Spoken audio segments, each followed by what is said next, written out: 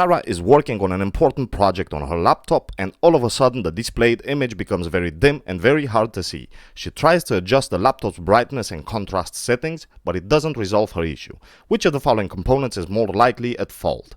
Is it A. Memory modules? Is it B. Inverter? Is it C. HDD? Is it D. Digitizer? Or is it E. LCD panel? You now have 5 seconds.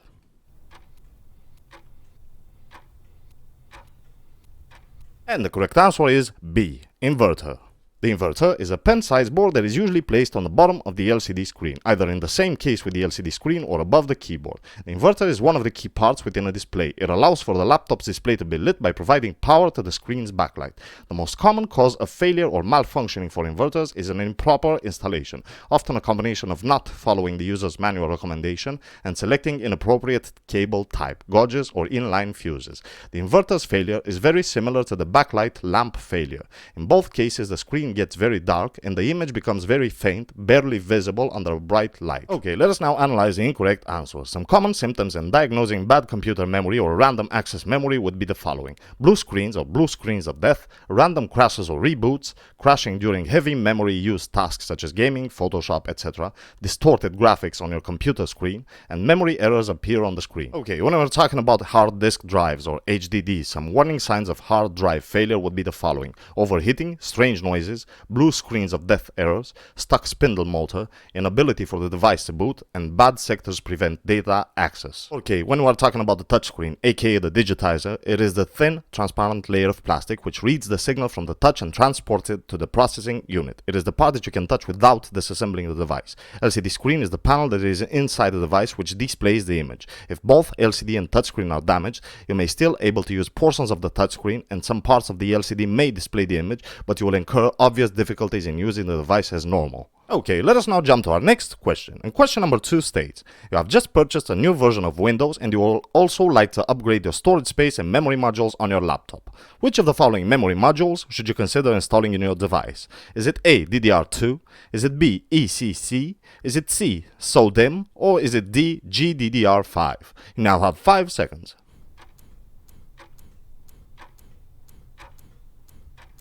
And the correct answer is C. SODIMM. SODIMM stands for Small Outline Dual Inline Memory Module. Most desktop computers have plenty of space for RAM chips, so the size of the memory modules is not a concern. However, with laptops, the size of the memory modules matters significantly. Double data rate, or DDR, is a common type of memory used as a RAM, or random access memory, for most every modern processor. DDR2 memory modules come in 2 primary form factors: DIMMs, or Dual Inline Memory Modules, and SODIMMs. DIMMs are commonly generally used for desktop towers, while smaller DIMMs are designed for laptops and all-in-one desktop computers. Ecc Ram, or Error Correcting Code RAM, or Random Access Memory, is a specialized type of memory that identifies and fixes the most common errors which could otherwise lead to data corruption or system crashes. Non-ECC memory utilizes a bank of 8 memory chips in which data is stored and provided to the CPU on demand. Compared to non-ECC memory, ECC memory is integrated with an additional memory chip which acts as both error detection and correction for the other 8 memory chips. GDDR5 RAM is the short for Graphics Double Data Rate 5 Random Access Memory. Graphics Double Data Rate 5 Synchronous Dynamic Random Access Memory, or GDDR5 SDRAM, is a type of Synchronous Graphics Random Access Memory, or SGRAM, with a high bandwidth double data rate interface designed for use in graphics cards, game consoles, and high-performance computing. Okay, let us now jump to our next question. And question number 3 states: you have been tasked with printing a 5-page document on the network printer located in your department. You walk over to the printer, but you cannot see any pages in the printer's output tray. You also check the printer itself, but there are no errors displayed. You try and select the printer for the sales department, and when you walk there, you can see the 5-page document in the output tray. Which of the following actions should you take first in order to resolve the issue with the printer located in your department? Is it A, to restart your printer? Is it B, to check that you have been sending the print job to the appropriate network printer's queue? Is it C, to restart the print spooler? Or is it D, to update the printer's drivers? You now have 5 seconds.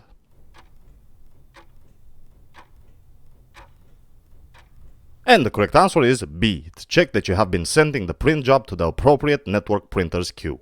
We already know that the printer in our department is functioning correctly because there are no errors displayed. You should always be extremely careful when approaching an issue like the one presented in this question. If you examine the answers carefully, one solution could be to approach matters using the CompTIA 6-step troubleshooting methodology. In order to correctly implement this methodology, you should obviously begin with step number 1.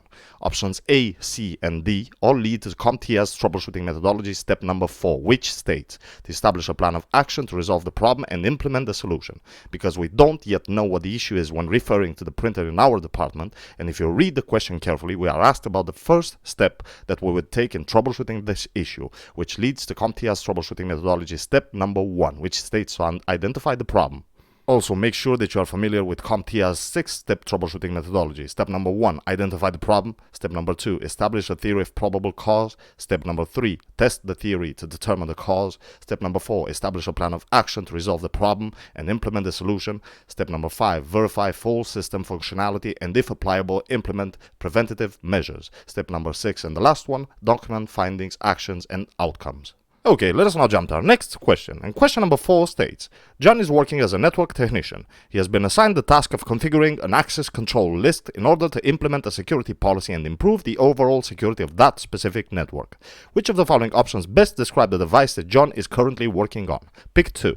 Is it A, a router? Is it B, a hub? Is it C, a firewall? Or is it D, a repeater? You now have 5 seconds.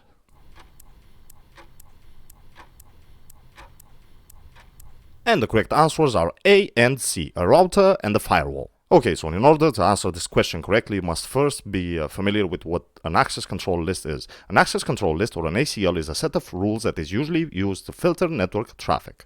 ACLs can be configured on network devices with packet filtering compatibilities, such as routers and firewalls. Access control lists, or ACLs, are a collection of permit and deny conditions called rules that provide security by blocking unauthorized users and allowing authorized users to access specific resources. ACLs can also provide traffic flow control, restrict contents of routing updates, and decide which types of traffic are forwarded or blocked. Normally, ACLs reside in a firewall, router, or in a router connecting two internal networks. Like I've stated before, normally ACLs or access control lists reside in a firewall, router, or in a router connecting two internal networks. You can set up ACLs to control traffic at layer 2, layer 3, or layer 4 of the OSI model, or Open System Interconnect. MAC or Media Access Control ACLs operate on layer 2. IP or Internet Protocol ACLs operate on layers 3 and 4. Since hubs and repeaters work in the physical layer of the OSI model, they mainly deal with data in the form of bits or electrical signals. They are not intelligent devices. A hub forwards the incoming message to other devices without checking for any errors or processing it, and the repeater is a network device that amplifies and regenerates an incoming signal before retransmitting it. Repeaters are also known as signal boosters. Okay, let us now jump to our next question. And question number 5 states, Sarah is tasked with building a new desktop server for a company. The desktop motherboard doesn't have an integrated wireless NIC, and you would need an expansion card in order to benefit from this function. Which of the following motherboard connections will most likely be used with your new wireless NIC? Is it A, LGA? Is it B, PGA? Is it C, PCIe? Is it D, AGP? Or is it E, SATA? You now have 5 seconds.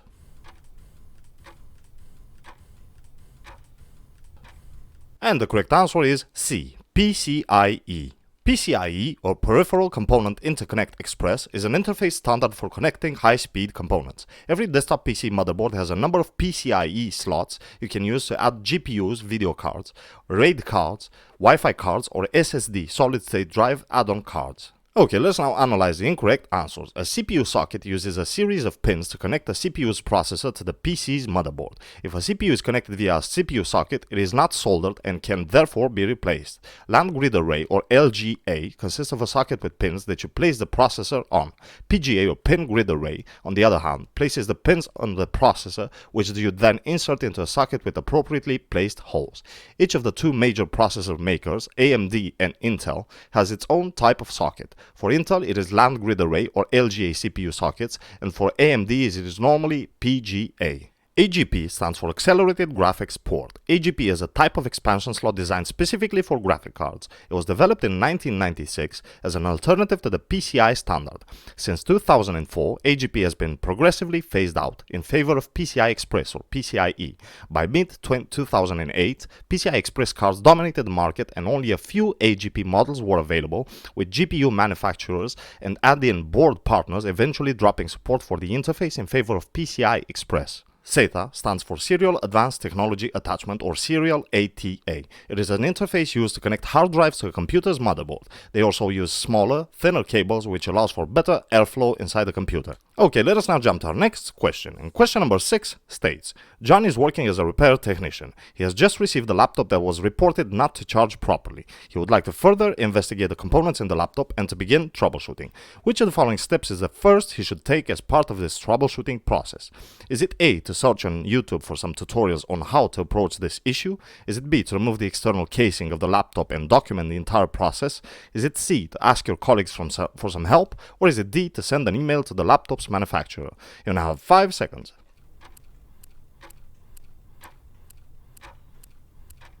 And the correct answer is B, to remove the external casing of the laptop and document the entire process. Even though you may consider options A, C, and D, it is expected of you to do your job as a repair technician to the highest standards possible. Any type of work comes with its own difficulties, but the only way to really maximize your performance is hands-on. Although the other options might be helpful, the best way to gather as much information as possible about the issue is a physical examination. You should also consider documenting the entire process because laptops come in different shapes and sizes, and by doing this, you will make your work much easier in the future in case a similar issue occurs. You will have something to refer back to. Okay, let us now jump to our next question. And question number 7 states, Mike has just received a computer that refuses to boot. After a conversation with the client, he thinks that the PSU is faulty. He already tested the PSU and realized that it is not providing the correct voltages. Which of the following steps should he perform next according to the CompTIA troubleshooting methodology?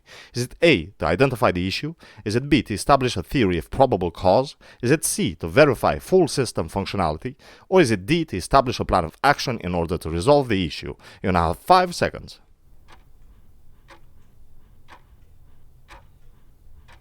And the correct answer is D, to establish a plan of action in order to resolve the issue. Okay, step number 1 from the CompTIA's troubleshooting methodology states that we must first identify the issue. We concluded that the computer refuses to boot. Step number 2 and 3 are to establish a theory of probable cause and to test the theory to determine the cause. We have already concluded that we are faced with a faulty PSU or power supply unit. The next logical step in the CompTIA 6-step troubleshooting methodology is to establish a plan of action to resolve the problem and implement the solution, which is our correct answer. The other option, to verify full system functionality, points to step number 5, which states to verify full system functionality and, if applicable, implement preventative measures. Okay, let us now jump to our next question. And question number 8 states, Mark is working as a network technician and would like to install a device in his office that would allow him to detect and proactively stop hackers from accessing his internal network. Which of the following devices would be the best choice for him in order to achieve his goal? Is it A, a managed switch? Is it B, a router? Is it C, an IDS? Or is it D, an IPS? You now have 5 seconds.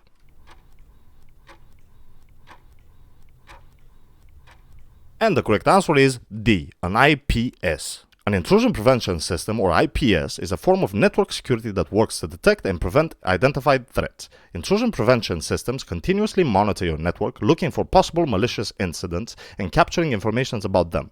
The IPS reports these events to system admins and takes preventative actions such as closing access points and configuring firewalls to prevent future attacks.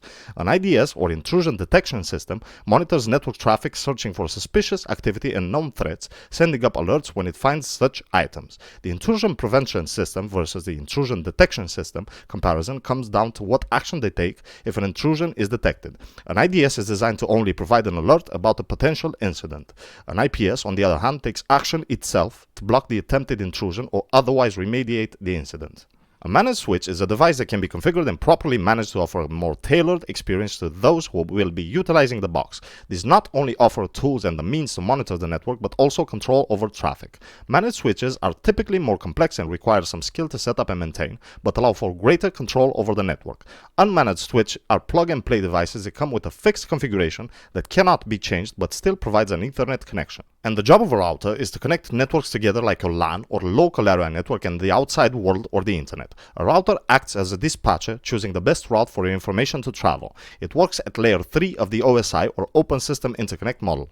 Okay, let us now jump to our next question. And question number 9 states, you have just returned from a long and well-deserved holiday. Upon arrival to your office, you notice that you cannot access the internet. You attempt to ping google.com, but without success. You then try to connect to your computer's local intranet server, and you are able to connect without any issues. Then, you try to ping the IP address of google.com, and surprisingly, you establish a successful connection. Then, you try to ping google.com by its domain name, but you again receive the same error. Which of the following commands should you next enter at the command line in order to resolve your issue? Is it A, ipconfig/all? Is it B, Diskpart? Is it C, ipconfig/flushdns? Or is it D, Traceroute? You now have 5 seconds.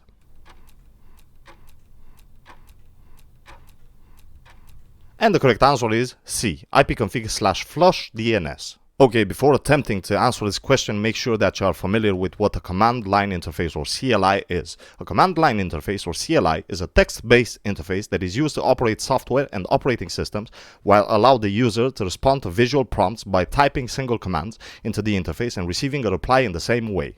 DNS refers to the large-scale system of information that contains the IP address, domain names, hosting, and other registration information across every site on the internet. DNS records act as instructions for the DNS server, so it knows which domain names each IP address is associated with. For example, the IP address of 8.8.8.8 is associated with google.com. The command ipconfig/flushdns empties the DNS cache so that the next time you connect to any server, your operating system will be forced to retrieve its IP address from the DNS server. Okay, let us now analyze the incorrect answers. The command ipconfig/all displays all current TCP/IP network configuration values and refreshes Dynamic Host Configuration Protocol or DHCP and Domain Name System or DNS settings. Used without parameters, ipconfig displays Internet Protocol version 4 or IPv4 and IPv6 addresses, subnet mask, and default gateway for all adapters. The Diskpart command is a partitioning utility in Windows which can perform various operations to disk or partitions or volumes with a series of command lines. Diskpart is a manual utility with a command line structure that allows users to alter a disk, drive, partition, or volume. And Traceroute is a command which can show you the path a packet of information takes from your computer to one you specify. It will list all the routers it passes through until it reaches its destination or fails and it is discarded. In addition to this, it will tell you how long each hop from router to router takes. For example, firstly, it tells you that it's tracing the route to google.com. It tells you the IP address of that domain and what the maximum number of hops will be before it times out. Next, it gives information about each router it passes through on the way to its destination. Okay, and for the last question of our exam, question number 10. And the question states, your company has recently acquired 50 new computers and the plan is to connect them together using 3 switches and Cat6 cabling. You are planning to connect the switches together using fiber optic cabling. All 50 computers and 3 switches are located within the same building, but the first switch is located at the first floor, the second switch at the third floor, and the third switch at the last floor. Please choose from the following options the best answer for describing the network type that your company is currently using. Is it A, a WAN? Is it B, a PAN? Is it C, a LAN? Or is it D, a MAN? You now have 5 seconds.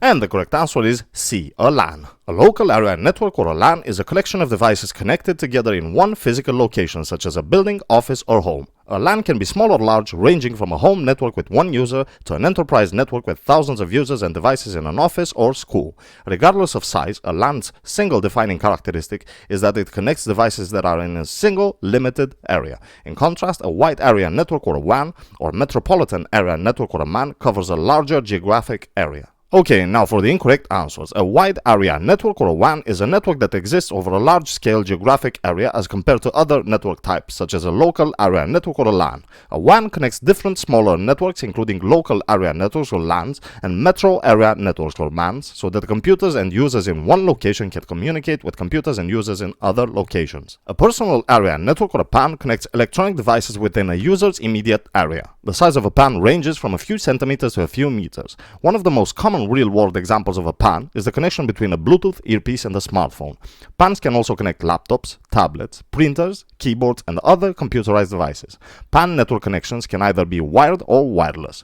Wired connection methods include USB and FireWire. Wireless connection methods include the most common, which is Bluetooth, Wi-Fi, IRDA, and Zigbee.